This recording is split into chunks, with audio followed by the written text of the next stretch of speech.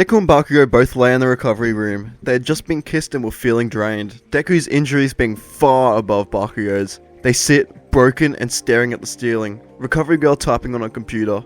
The silence is broken by Bakugo, who suddenly sits up.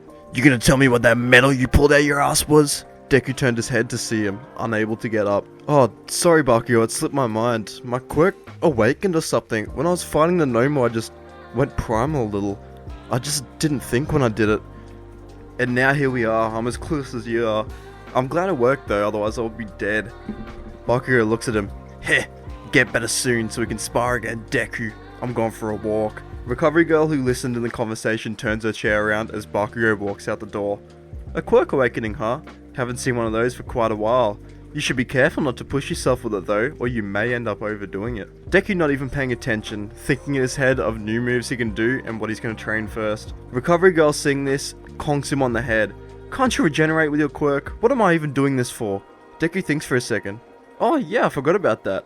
He's handed a pill from his bag, chomping it down and sitting completely still, feeling the manifestation flowing through his entire body. Doing this, he speeds up his recovery time even more, getting out that night and going home, though he was very tired. At home, he was met with a crying Inko, sitting down and getting him to explain everything before he went to bed. Deku does so, explaining the fight with the Nomu and even his awakening. She hears what he just said, looking at him with a little smirk on her face, telling him to go to sleep and that she will explain tomorrow. He wakes up the next morning feeling good as new, having healed himself completely subconsciously, leaving his quirk on overnight. He walks out of the house and goes to UA early, meeting Bakugo there for a morning spa. This morning though, he tried something different. Bakugo looks at him, coming through the door of the gym. "Heh, didn't chicken out after all. You gonna try and use that move again, Deku?" Deku looks down, full smile on his face. Don't see why not. He grabs something out of his bag, something that made Bakugo come closer.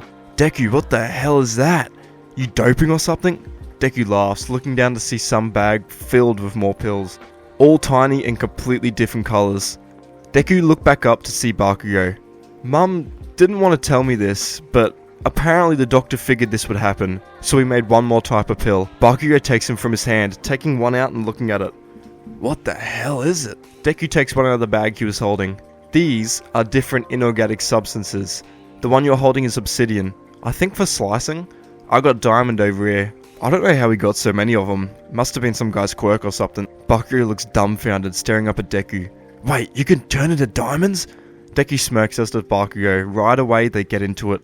Deku looking through his substances and doing a quick Google search. He finds the one that would be way better for fighting Bakugo. He runs right at Bakugo, flying in right at base form, throwing his hand out, covered completely in tungsten. Bakugo, knowing Deku was up to something, threw a huge explosion in his direction. Deku tanks the attack, wincing at first but realizing nothing was happening. The smoke cleared and Deku stood completely still, retracting his arm and looking at it. Not a single scratch. Bakugo looks at him. "Wait, there's no way. Let me have a look." They bicker over this, Bakugo swearing he saw a mark, until they're distracted by someone coming into the gym behind them. Their faces light up when they see All Might walking through the door, both of them rushing over as the door closes right behind him. He looks left and right before breathing out, deflating completely and coming right in front of the two of them. Deku and Bakugo look horrified, getting right on guard, Bakugo speaking first. "Tell me who you are before I blow your wannabe head off." All Might puts his hands up, assuring the two of them he was in fact All Might, transforming again and throwing a punch before coughing up blood. They sit in amazement, listening to him explaining one for all to them, the past wielders, his battles with All for One and his injury, before he offers one of the two his quirk. They both go silent after this, All Might speaking up. "Young men, I've been watching your careers as heroes closely for a while now, ever since you applied for the hero license exam. I know you two will become great heroes, I've already seen it myself." Deku thinks for a second, smirking and looking at Bakugo. "You can't even scratch me now anyways. You should take it." Bakugo's eyes go wide, looking at Deku. "What? There's no way I could take it." All Might convinces him, as does Deku. Now, in this timeline, Deku and Bakugo are going to be OP. Bakugo from here out getting one for all, and at a decent level too, because he's been training for so long. I could see him handling like 70% off bat. Now, does this mean Bakugo is stronger than Deku now? Yes. Will it be like that for much longer? No, it won't. From there, the two of them spar, Bakugo taking the quirk there and then, it kicking in about an hour or two into their session. They would train with it, Bakugo trying to get to the handle of it, practicing on Deku, who uses diamond hardening. At the end of the day, because of how much of a prodigy he is, he would get full cowling, and Deku through this time would learn to incorporate his manifestations and the inorganic stuff together, allowing for him to fuse things like a snake arm and like obsidian. It would keep it like venomous, but you can cut super sharp. It'll make sense eventually. The next day the UA Sports Festival is announced. Immediately Deku and Bakugo look at each other, declaring war pretty much there and then. Being told they have 4 days to train, which they don't skip a single second of. Deku and Bakugo keep sparring. Deku getting tons more combos together, and Bakugo getting more in tune with One For All, keeping it on for longer and longer periods of time. At this time, Shigaraki was being detained and about to be put in Tartarus. All For One would attack, freeing his protege and taking him to the doctor, who starts the surgery much sooner than in canon. With this, the doomsday clock starts ticking. For about 4 days straight, this goes on until finally the UA Sports Festival rolls around. Deku's sitting in the locker room, music in his ears. He thinks of all the sports festivals he's watched, all the courses they've had to do, how varied it was. He opens his bag, looking at one of the original pills the doctor gave him. It contained a little bit of everything. He was running out of them though, but this seemed like the perfect opportunity to use one. He swallowed it down just as Bakugo came through the door. He stared daggers at Deku, Bakugo watching from the sidelines as he speaks. In terms of everyone here, you're the one I need to beat. It's no harsh feelings, but this is war. Deku hears this, going in one ear and coming out the other. How do you have a war and no harsh feelings? Anyways, challenge accepted. Though, I don't take this type of thing lightly, I hope you know that. He smirks and gets up, walking confidently at the door as Midnight announces the intro. Like in canon, they all line up in class blocks, Midnight introducing all the classes, people going especially crazy for Class 1A. Unlike in canon though, Deku was called up in this time, having scored easy first place in the entrance exam. He waddles his way up before grabbing the mic from Midnight. He looks around the stadium before looking back at Todoroki. I've already had war declared on me. I want to put it out there before this starts. I'm gonna win. Even if that means beating you, Bakugo. He stares down at Bakugo, giving the mic back to Midnight and walking off. People in the crowd go nuts, booing the hell out of Deku. Some people cheer, a huge divide over what people think. He makes his way back into position. Everyone's staring at him as he walks past, but he doesn't pay them any mind. He goes right back to his spot, Bakugo looking at him and smirking. Couldn't have said it better myself, Deku. After that, the first event is announced, and it would of course be the obstacle course. They would all line up in canon, Deku in this timeline walking towards the front. He thinks for a second about his situation before Midnight pulls the trigger.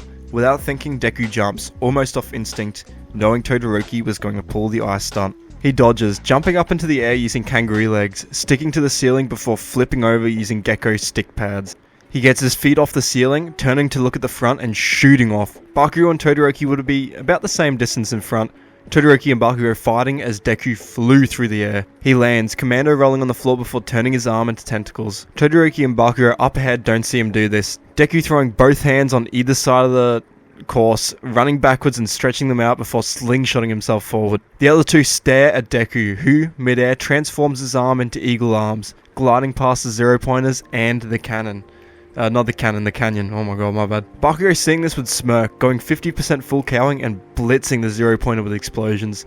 The crowd starts going nuts over this, watching as he jumps the pit, meeting Deku at the minefield. Deku hears the explosions coming closer and closer from behind him. Knowing he was coming soon, Deku transforms his leg into cheetah legs, starting to sprint as he throws tentacle arms. These arms having special spider mutations on them would allow him to stick to things. Deku running past, picking bombs up off the floor as Bakugo finally caught up. Deku watches him go past, smiling as he pulls the bombs in. The camera zooms into Deku, who flicks the bombs with a pistol shrimp flick finger, right at Bakugo's direction. This goes nuts, shooting them with a sonic boom right at Bakugo, forcing him to stop and defend. He keeps running at top speed, fighting Bakugo as he goes on. They're neck and neck until the very end, jumping over the line and needing VAR to see the winner. In the end, the winner was Bakugo, One For All carrying him a little bit. After that, they dap up and say it was a good attempt. They sit there for a solid 2 minutes until Todoroki finally appears, not even talking to them. They watch as he walks past, listening as the second event is announced to them, the Cavalry Battle. I'm gonna skip this. Just know that Deku and Bakugo team up, and seeing as they have a good relationship, they destroy 3/4 of them. It's not even funny. Now on to the first rounds of the 1v1s, the good stuff. Deku in this is still gonna verse Shinso, walking up to the stage all cocky, thinking he had it sweet because he was versing a general course student. He waits until the bell goes, listening as Shinso begins to smack talk, talking absolutely crazy. Deku hearing this laughs. Bitch, please. He's cut off, his body locked off to him but his mind's still wandering. He sits in his own mindscape, watching as his body moved on its own, beginning to walk out of bounds. Deku thinks, going through everything, trying to move, which he was unable to do. Then he tried using his quirk.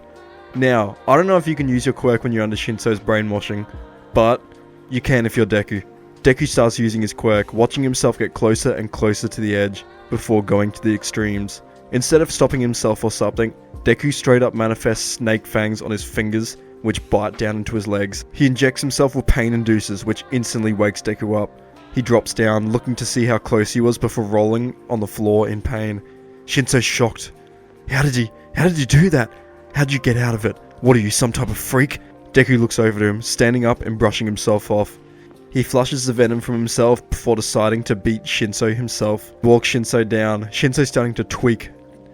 Talking smack, asking dumb questions, everything. Deku gets closer and closer to him though, his aura taking effect on Shinso. He starts to tweak, taking a step back before mustering up the courage to take a swing at Deku. Deku of course dodges this, looking to see Shinso once again open completely down the middle. Deku showing off a little bit would drop to the floor, slapping the ground and turning his hand into a clamshell. Without even looking up, Deku stands up and slams his hand into Shinso's jaw.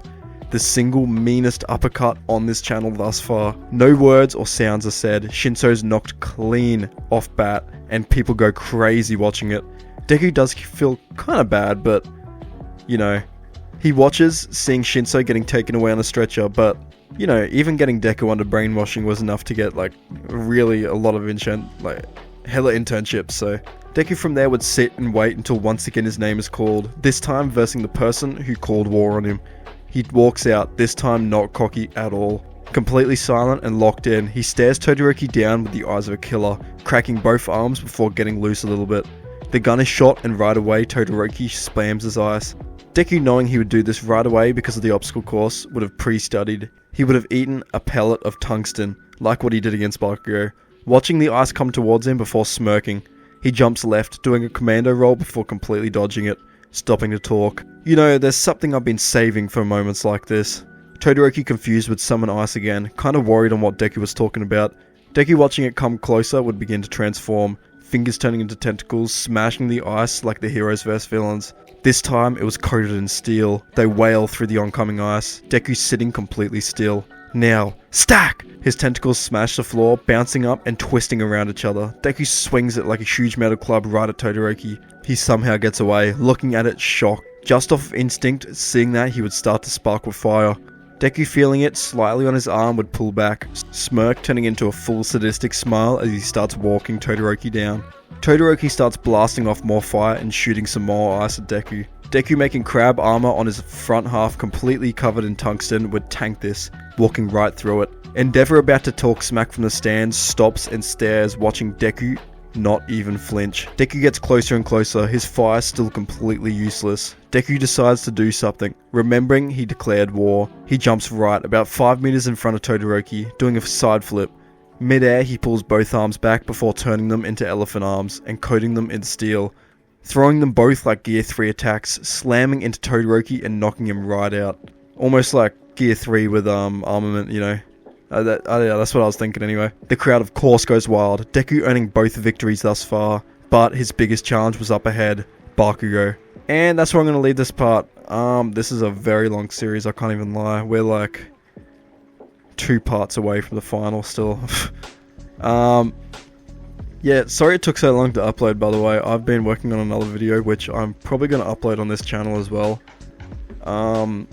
You'll see that soon. It's a long form type content. It's not a what if, but I don't know, throwing some stuff out there. Hope you liked that, and if you stuck around this long, you get a lollipop.